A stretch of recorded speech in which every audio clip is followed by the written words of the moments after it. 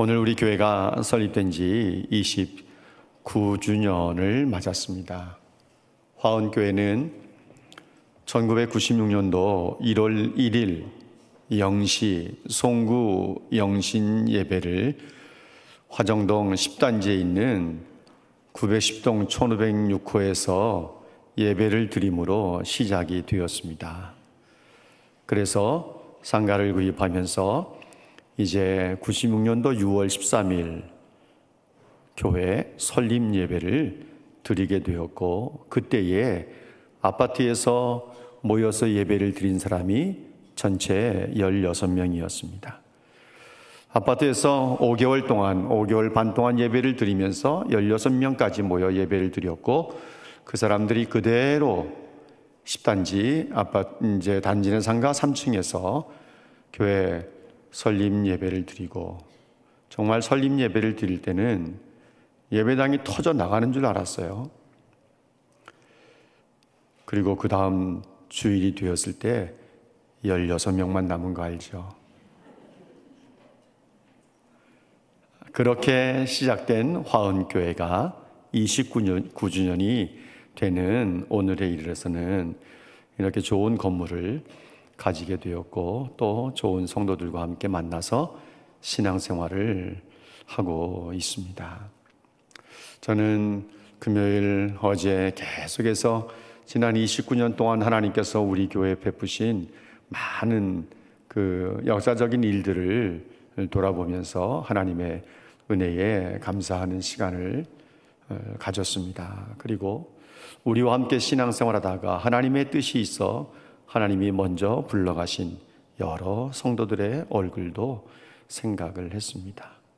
또 사정에 따라서 교회를 옮겨야만 했던 사람들, 해외에 나와서 몇 년 동안 사시다가 다시 이곳에 들어와서 우리 교회를 찾아오신 분들, 지방에 내려가셨다가 또 이곳으로 오셔서 다시 우리 교회를 찾아오신 분들도 생각이 났습니다. 제가 참 감사한 것은 우리 교회에 찾아와서 함께 신앙생활 하는 분들이 대부분이 다 좋은 분들이라는 것입니다. 대부분이 다 좋은 분들입니다.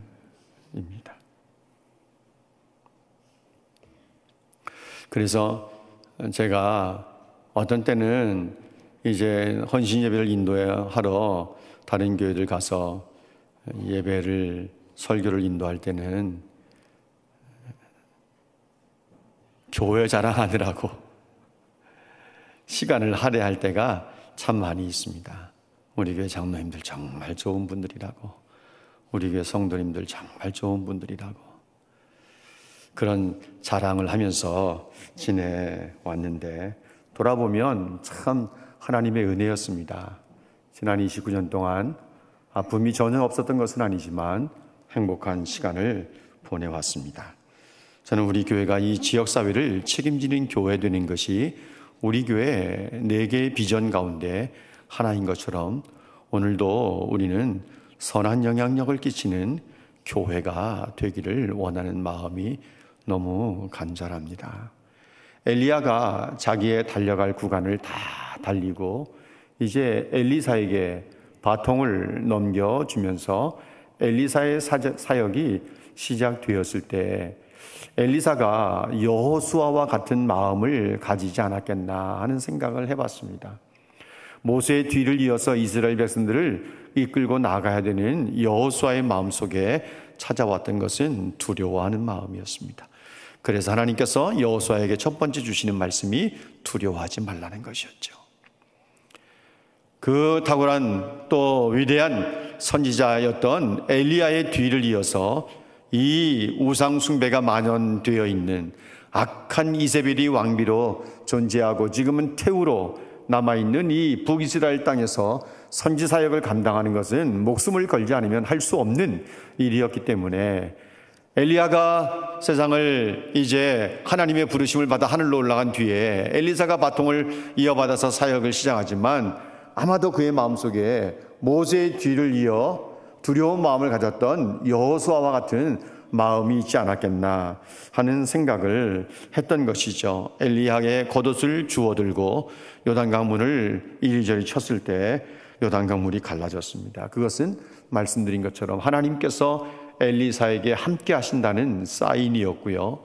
요단강 물이 갈라져 그 요단강을 건너는 것은 하나의 기적이었고 또 하나님의 능력의 나타남이었기 때문에 엘리사의 사역은 하나님의 능력의 나타남과 더불어 시작이 되었다고 하는 사실을 우리가 확신할 수 있습니다. 그러면서 그는 어디에 와서 머물게 되는가 하면 여리고에 와서 머물게 됩니다. 여리고라고 하면 이스라엘 백성들이 모압 땅에서 요단강을 건너 여호수아를 중심으로 해서 길갈에서 진을 치고 이제 여리고성을 처음 정복한 곳이지 않습니까?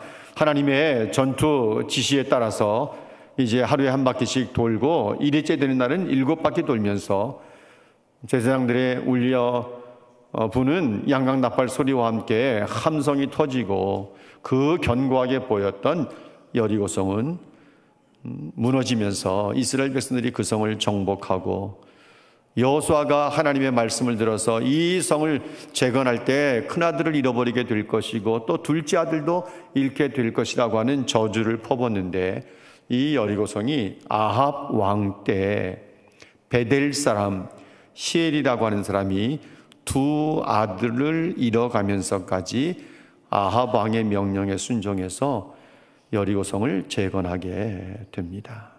바로 그곳에 이제 엘리사가 와서 머물게 된 것이죠. 그때 여리고성 성읍 사람들이 엘리사를 찾아와서 이렇게 말합니다. 여러분 19절 말씀을 좀 보세요. 내용은 이런 내용이에요. 선생님, 보시다시피 이 성은 살기 좋은 곳이지만 물이 나쁩니다. 수질이 안 좋습니다.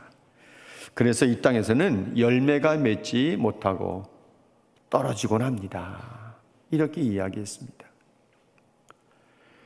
세번역에서는요, 이 성읍이 차지하고 있는 자리는 좋지만 물이 좋지 않아서 이 땅에서는 사람들이 아이를 유산합니다. 이렇게 번역을 했어요. 그래서 여기 19절 말씀에 물이 나쁘기 때문에 토산이 익지 못하고 떨어진다는 것은 유실수의 열매만을 가리키는 것이 아니라 여인들이 임신을 하는데 유산을 자주 하게 된다는 말입니다. 목숨을 잃게 된다는 이야기이죠. 여리고성의 수질이 왜 이렇게 나빠졌는지 정확히 알 수는 없습니다. 아마도 수백 년 전에 여호수아가 이 성을 정복할 때 저주한 것 때문에 수질이 나빠졌는지 그것은 분명하지 않습니다. 이 이야기를 듣고 엘리사가 새 그릇에 소금을 담아오라고 했습니다. 그리고 그 소금을 이 우물의 근원으로 가서 소금을 뿌리게 됩니다. 소금을 그 물에 던지게 되죠. 그러면서 엘리사가 하나님의 말씀을 선포합니다. 뭐라고 말씀하셨는가 하면 하나님께서 직접 말씀하신 것이 아니죠. 엘리사가 하나님의 말씀을 대언하고 있는 겁니다. 하나님 말씀하시기를 내가 이 물을 고쳤으니 다시는 죽음이나, 여기 죽음이라고 하는 것을 우리가 언급하고 있는 것을 볼 때 앞에서 19절에서 토산이 익지 못하고 떨어집니다 라고 번역한 이 부분에 여인들이 임신하고 유산을 합니다 하는 말씀을 해석할 수 있는 단초가 되는 것이 이 말씀입니다. 다시는 죽음이나 열매를 맺지 못하는 일이 없을지니라 하셨다. 엘리사가 소금을 뿌린 후에 하나님께서 말씀하시기를 내가 이 물을 고쳤다. 그래서 다시는 죽음이나 열매를 맺지 못하는 일이 없을 것이라고 하셨다. 그런데 25절 말씀 보면 엘리사의 말과 같이 물이 맑아졌다. 물이 고침을 받았다. 이렇게 말씀하고 있습니다. 엘리사가 왜 이 물에 소금을 뿌렸을까? 그레이라고 하는 신학자는 말하기를 제물의 소금을 사용하는 것은 과거와 단절이라고 하는 상징적인 이미지가 있다, 뜻이 있다, 그렇게 이야기를 했습니다. 과거와 단절하는 상징적인 의미가 있다. 그래서 엘리사가 이 우물에 소금을 뿌린 것은 그동안 쓴물을 내서 사람들을 유산시키고 유실수가 열매를 맺지 못하게 한 그 과거는 이미 다 멈추게 되고 지금부터는 생수를 내놓게 될 것이라고 하는 것을 암시하는 것이라고 성경 교수는 그렇게 해석하고 있습니다. 이 사건은요, 출애굽한 후에 모세가 마라의 쓴물을 단물로 변하게 한 사건을 생각나게 만들어줘요. 여러분, 오늘 집에 가서 정수기 물을 받든지 아니면 수돗물을 받든지 받으셔서 소금 한번 넣어보실래요? 물이 달아지나? 소금에 특별한 능력이 있는 것 아닙니다. 소금이 아닌 나뭇가지를 던졌어도 물은 변했을 겁니다. 왜냐하면 이것은 하나님의 능력을 말하는 것이지 소금에 어떤 위력이 있다는 것을 말씀하고 있는 것은 결코 아닌 것입니다. 소금을 넣었든 나뭇가지를 던졌든 아마도 똑같은 역사가 일어났을 것인데 이 소금이 상징하는 것이 있기 때문에 엘리사는 지혜롭게 소금을 이 물에 뿌렸을 것이라고 우리는 생각할 수 있습니다. 여호와의 능력이 물을 고친 것이지 소금이 물을 고친 것은 아닌 거, 하나님께서 하신 일을 지금 선포하고 있는 것입니다. 여호와의 말씀이 내가 물을 고쳤으니 물을 고쳤다. 이 사람을 죽이는 이 쓴물을 이제 멈추게 하고 생수를 내게 만들어줘서 죽음이나 열매를 맺지 못하는 일이 없게 하셨다. 하나님께서 하셨다고 하는 사실을 선포하는 것이고요. 엘리사가 하나님의 말씀을 선포함으로써 엘리사를 통해서 하나님께서 말씀으로 역사하신다고 하는 것을 열왕기 기자는 언급을 하고 있는 것입니다. 어떻게 보면요, 엘리사는 두 번째 여호수아로 표현될 수도 있습니다. 여호수아가 모압 땅에서 요단강을 갈라 길갈에 진을 치고 여리고성을 정복해 들어가서 여호수아가 여리고성 사람들에게 그리고 그 가나안에 허락한 것은 사실은 죽음이고 저주였습니다. 그런데 엘리사가 여리고에 들어와서는 죽음이 아닌 생명을 주기 시작합니다. 그래서 하나님의 백성들이 가는 곳에는 사람을 살리는 역사가 일어나야 되는 줄로 믿습니다. 하나님의 말씀을 통해서. 엘리사가 여리고에서 베델로 가는 길에 베델 성읍에 살고 있던 젊은 아이들이 나와서 엘리사를 모독하기 시작합니다. 대머리에 올라가라, 대머리에 올라가라, 이렇게 비방하는 거예요. 조롱하는 거죠. 엘리사는 자신을 조롱하는 이 젊은 아이들을 보면서 여호와 이름으로 저주를 퍼붓습니다. 근데 약속이나 한 것처럼 그 말이 끝나기가 무섭게 곧 암곰 2마리가 수풀에서 나와서 이 젊은 아이들 중에 42명을 찢어 죽인 거예요. 이 23절, 24절의 사건은 짧은 2구절 속에서 기록하고 있는데 많은 물음표를 던지게 만듭니다. 이 작은 아이라고 표현되어 있는 이 아이들은 도대체 누구냐? 이 작은 아이들은 왜 선지자를 존경하지 않고 조롱하고 모독을 했을까? 선지자면 선지자답게 했어야지 왜 저주를 퍼붓을까? 그리고 하나님께서는 왜 암곰 2마리가 숲풀에서 나오게 하시고 이 아이들 가운데 42명이나 되는 젊은이들을 찢어 죽게 허락하셨을까? 이런 많은 물음표들을 갖게 만듭니다. 여기서 말씀하고 있는 성읍에서 나온 베델이라는 성읍에서 나온 42명의 죽임을 당한 아이들뿐만 아니라 아이들 중에 42명이 찢김을 당했으니까 더 많은 아이들이 있었던 것이죠. 이 작은 아이들은 누구를 가리키는 말인가? 작은 아이들은요, 유아기 때부터 결혼하기 전까지의 젊은 청년들까지 다 포함하는 말입니다. 그러니까 여기 선지자를 조롱하는 대머리에 올라가라고 이렇게 말하는 이 작은 아이들은 젊은 청년들을 가리키는 것이라고 우리가 봐야 할 것입니다. 여러분, 우리가 아는 것처럼 이스라엘 자녀들은 어릴 때부터 율법을 배웁니다. 그리고 율법을 가르치는 선지자들을 존경하는 법도 배웁니다. 그런데 이 베델의 청년들은 율법을 가르치는 선지자를 가장 존경해야 될 이 청년들이 대머리에 올라가라고 조롱을 하고 비방을 하고 대적을 하는 것이죠. 여러분, 예레미야 때도 그랬답니다. 예레미야 때도 예레미야가 사역할 때 젊은 사람들이 예레미야를 대적을 했어요. 그때에 하나님의 진노가 그 백성에게 미치게 해서 회복할 수 없게 만드셨다. 역대하 36장 16절 말씀에는 그렇게 말씀을 하고 있습니다. 더구나 이들이 베델에서 나왔다고 했는데, 여러분, 베델이라고 하는 곳은 선지학교가 있는 곳이지 않습니까?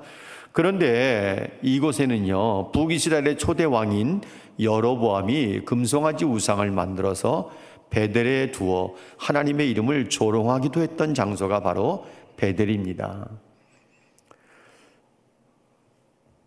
우리가 우리 자녀들이 어떤 문화권 속에서 누구와 가까이 지내고 하는 것이 그 아이들 성품에나 성장 과정에 사람 됨됨이에 굉장한 영향을 미치는 것처럼, 금송아지 우상을 주로 숭배하는 베델에서 자라는 이 아이들이 청년이 되었을 때 그들의 뇌 속에 들어있는 것은 선지자를 우습게 생각하고 하나님을 조롱하고 하나님을 두려워하지 않는 마음들이 가득했을 것이라고 하는 것입니다.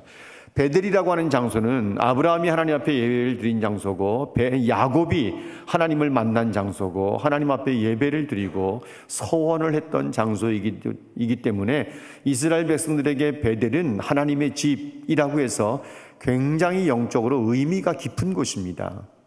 그런데 실제로 아합이 통치하고 있던 그 시대, 그 자식들이 통치하고 있던 그 시대는요, 이 베델이라고 하는 성읍, 이 도시는요, 완전히 우상 숭배의 어머니라고 할 정도로 타락한 도시가 되어 있었어요. 그곳에서 나왔던 이 젊은 청년들은요, 하나님을 대적하고 하나님 숭배하는 신앙보다는 우상을 숭배하는 신앙으로 가득해 있었던 것이죠. 엘리사를 조롱했던 것이 결코 우연한 일이 아닌 거예요. 충동적인 일이 아닌 거예요. 조직적인 것이죠. 그것도 말씀드린 것처럼 42명이 전부가 아니라 아이들 중에 42명이 찢겨 죽임을 당했다고 했으니까 더 많은 청년들이 조직을 이루어서 선지자를 대적하고 조롱을 했던 것이라고 우리가 보는 것입니다. 대머리에 올라가라, 대머리에 올라가라. 여러분, 이 말씀 속에는, 이 조롱 속에는 이런 의미가 있는 것입니다. 엘리사 선지자, 당신이 베델에 오는 것은 우리에게 도움이 되지 않습니다. 당신의 스승 엘리야가 올라간 것처럼 당신도 올라가십시오 이런 말을 하고 있는 거예요. 당신은 우리에게 아무런 도움이 되지 않는다. 당신 스승 따라서 하늘로 올라가 버리지. 그래서 대머리에 올라가라고 이야기한 거예요. 올라가 버리지. 여기 베델에 왜 왔느냐? 이런 뉘앙스가 있는 거죠. 이것은 선지자가 들을 때는 정말 엄청난 조롱이에요. 그리고 하나님을 욕되게 하는 것이고 하나님의 선지자를 대적하는 것이죠. 24절에 보면 이런 조롱을 당하면서 엘리사가 저주를 합니다. 여호와의 이름으로 저주했다. 이것은 엘리사 개인의 보복이나 또 복수가 아닌 거예요. 하나님의 사역을 대적하고 하나님의 이름을 욕되게 하는 자들에게 저주가 있을지어다 라고 하는 것이 신명기 27장 에발산에서 모여서 이런 말씀을 선포할 때 모든 에발산에 모인 백성들은 아멘 이렇게 반응을 보였어요. 그러니까 엘리사가 지금 하나님의 사람을 조롱하고 하나님의 이름을 욕되게 하고 대적하는 이 젊은 청년들을 향해서 여호와 이름으로 저주를 퍼본 것은 화를 이기지 못한 충동에서 나온 것이 아니에요. 신명기 27장 14절 이하에 26절까지 있는 말씀을 근거로 해서 저주를 한 거예요. 그런데 약속이 난 듯이 곧 암곰 2마리가 수풀에서 나와서 아이들 중에 42명을 찢었더라 이렇게 말하고 있습니다. 사람이 죽은 것은, 더구나 젊은이들이 죽은 것은 마음 아픈 일이지만 엘리사가 여호와의 이름을 적절하게 사용했다고 하는 것은 엘리사가 엘리야의 뒤를 이은 선지자임이 틀림이 없다는 사실을 보여주는 것이라는 것을 말하고 있는 것입니다. 이것만 의미가 있는 것이 아니에요. 성경은 묘하게 짝이 있어요. 여러분, 수풀에서 암곰 둘이 나와서 42명의 아이들 아이들 중에 42명의 아이들을, 청년들을 찢었다고 하지 않았습니까? 그런데 이것은요, 나중에 열왕기하서 10장 13절 14절 말씀을 먼저 보도록 하겠습니다. nim시 아들 예후가 이스라엘의 왕이 되었을 때 유다의 왕 아하시아의 형제들이 누구를 찾아오는가 하면 이스라엘을 찾아와서 여기 왕과 왕자들과 태후의 아들들, 여기에서 태후는 이세벨을 말하는 것입니다. 무난 인사를 드리러 온 거예요. 그러니까 예후가 이 남쪽 유다의 아하시아의 형제들 42명도 다 죽여버리는데 그 숫자가 42명이에요. 여러분, 이게 우연인 것 같습니까? 암곰이 숯불에서 나와서 청년들 중에 42명을 죽이고 예후가 아하시아의 형제들 42명을 죽인 것이 우연한 일치라고 생각하십니까?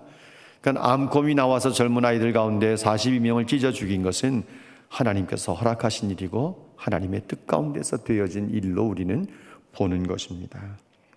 우연한 것이 없는 거죠. 여러분 보세요.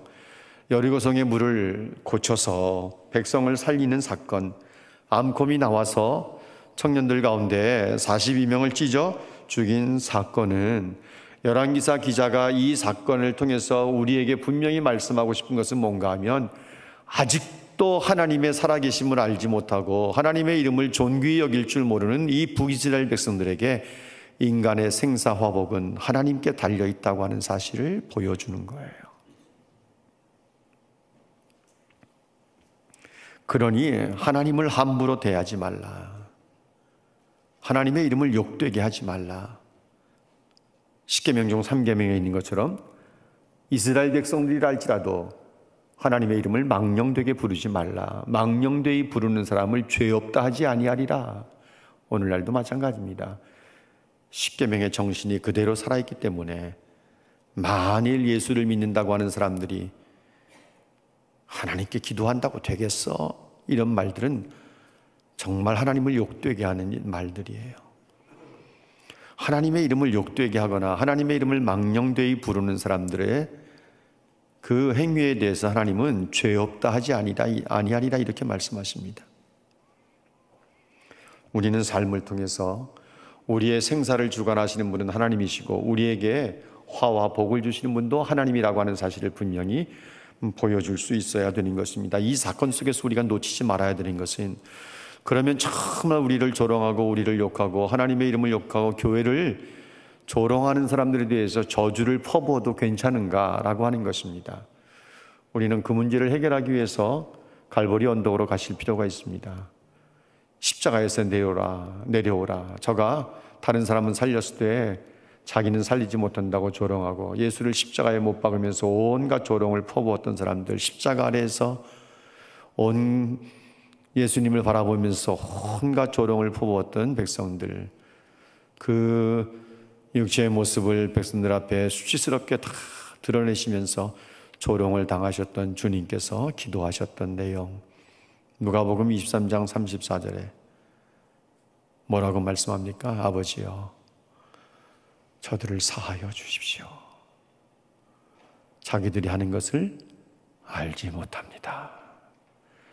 예수님의 마음을 그대로 닮아낸 초대교회 가장 탁월한 7 집사 가운데 한 사람 스데반, 사도행전 7장 60절 말씀에서 돌에 맞아 죽임을 당하면서 뭐라고 말합니까? 주여, 이 죄를 그들에게 돌리지 마옵소서.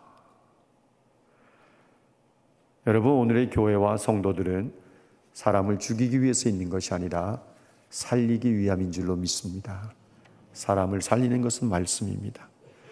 그래서 성도들이 교회 안에서 부지런히 말씀 부흥 운동을 일으켜야 되고, 말씀을 읽고 말씀을 묵상하고 말씀을 암송하고 성경을 통해서 성경을 통째로 볼 줄 알아야 되고, 구약의 관점이 뭔지 신약의 관점이 뭔지 말씀을 공부하면서 알아야 되고, 왜? 영혼을 살리는 것은 말씀 외에는 없기 때문에 어렴풋이 알고 있는 말씀 가지고 성경 읽었다고 말하지 말고 정말 내 속에서 말씀이 사모하는 마음, 말씀 사모하는 마음, 말씀이 그냥 입을 열면 말씀이 나올 수 있도록 우리를 만들어 가야 되는 거예요. 부지런히 배워야 되고, 미숙한 상태에서도 괜찮은 것처럼 착각하지 말고 여러분들의 신앙과 삶을 성숙한 단계까지 끌어올리셔야 합니다.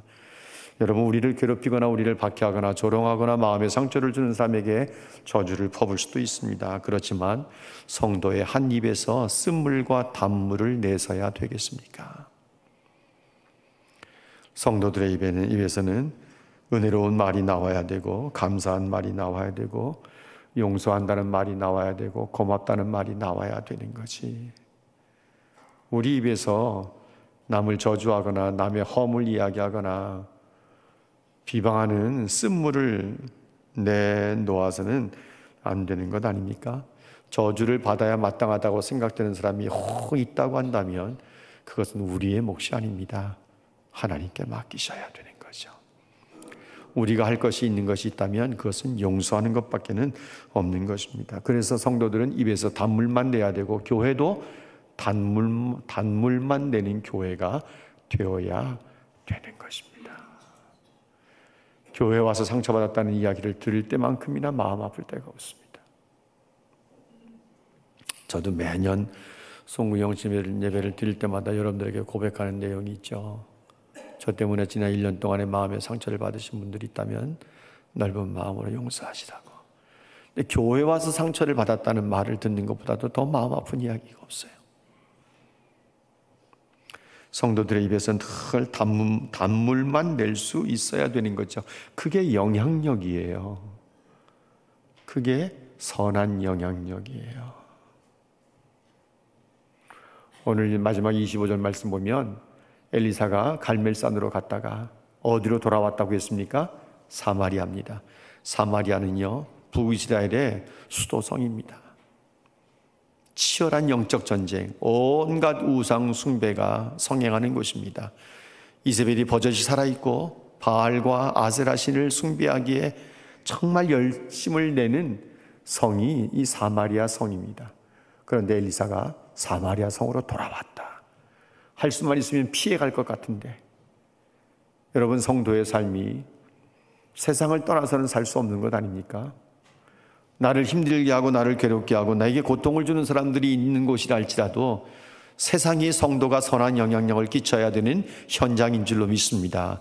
성도들은 교회 안에서 혹은 가정에서만 선한 영향력을 끼치는 것이 아니라 세상이라고 하는 이 죄악이 판을 치는 현장에서 선한 영향력을 끼치며 살아가야 되는 거죠. 그러다가 오해도 받을 수 있고 그러다가 상처도 받을 수 있지만, 여러분, 거룩한 상처가 예수 믿는 사람들이 받는 상처들 아닙니까? 우리가 세상을 떠나지 않고 세상이 우리의 삶의 현장이고 그곳에서 선한 영향력을 끼쳐야만 되는 것은, 또 끼칠 수 있는 것은 하나님께서 우리 뒤에 배경이 되시기 때문에 그래요. 우리는 어느 곳에 있든지 혼자 있는 것이 아니라 임마누엘, 우리 주님께서 우리와 함께 계시는 줄로 믿습니다. 그래서 그곳에서 선한 영향력을 끼쳐야 되는 거예요. 가장 쉬운 것은 말이에요. 상처 주기도 쉽고 영향력을 끼치기도 쉽고. 계속해서 우리는 우리의 삶의 현장인 세상에서 선한 영향력을 끼쳐내는 성도들이 되어야 합니다. 여러분, 우리 한 사람 한 사람이 화훈교회를 대표하는 사람이고, 여러분 한 사람이 화훈교회예요. 누군가가 세상 속에서 영향력이 아닌 오히려 그 반대의 삶을 산다면 저 사람이 예수 믿는데 어느 교회 다닌데? 화훈교회 다닌데. 화훈교회 걔들은 왜 그래? 이렇게. 화훈교회 성도들이란 말을 세상 사람들이 알아요? 아니요. 화훈교회 걔들은 왜 그래? 이렇게 말이 바뀔 수도 있다고요. 우리 한 사람 한 사람이 화훈교회를 대표하는 사람이고 우리 자신이 화훈교회예요. 우리는 사람을 죽이는 사람들이 아닙니다. 사람을 살리는 사람들입니다. 입에서 쓴물을 내는 사람들이 아니라 단물을 내는 사람들입니다. 저주는 하나님께 맡기시고 우리가 할 일은 용서하는 것입니다. 입을 열면 하나님의 은혜를 고백하고 하나님 앞에 감사를 말하는 하나님의 백성들이 되셔서 어느 곳에 있든지, 우리 가정도 그렇고 교회는 더더욱 말할 것도 없지만 우리의 넓은 삶의 현장인 세상 속에서 선한 영향력을 계속해서 흘려보내고 영향력을 끼치는 삶을 살아내는 하나님의 백성들이 되시기를 주님의 이름으로 축복합니다.